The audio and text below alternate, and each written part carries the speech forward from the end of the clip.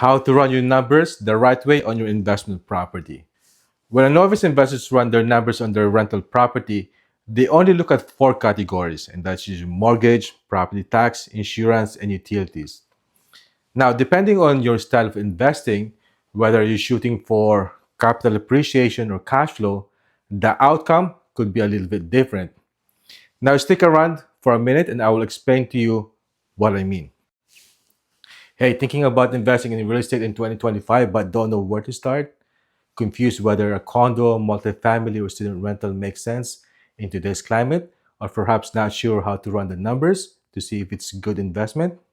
Drop me a quick DM and let's chat and I'll help you figure it out. Now, before you get excited about getting cash flow, there's one mistake most beginner investors make when running their numbers, and it can cost you big.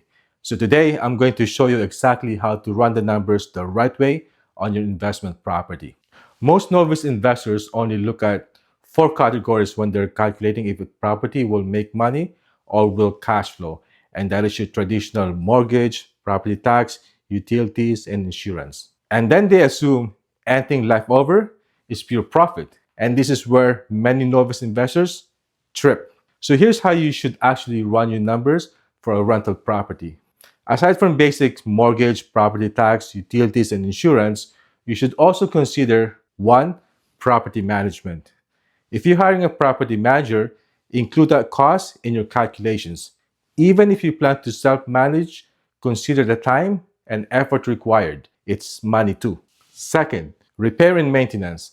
Unexpected repairs happens all the time. Broken toilets, leaky faucet, HVAC issues. Budget for these so they don't eat your cash flow. Third, miscellaneous items. This can be small expenses that adds up. For example, keys, cleaning, permits, or a small emergency. Always have a buffer. Fourth, capital expenditures. These are your largest, less frequent expenses such as replacing appliances, tenant gifts, advertising for tenants, or accounting and bookkeeping. Plan for them annually to avoid surprises.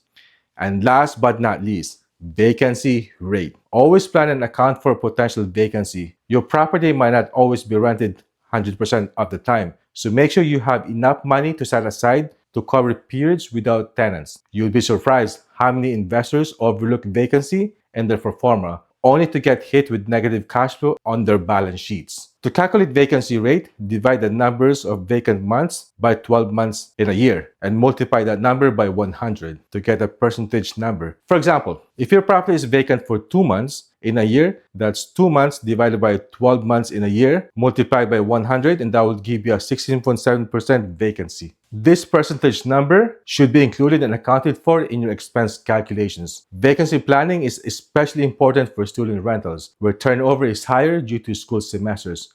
Accounting for this upfront can save your balance sheets from hitting negative cash flow. So you see, running your numbers properly means looking beyond just four basic expenses. So always account for unexpected expenditures that may impact your actual cash flow. Treat your rental property like a business, not just a source of passive income. If you get a value out of this, hit that like button, subscribe, and I'll see you on the next one.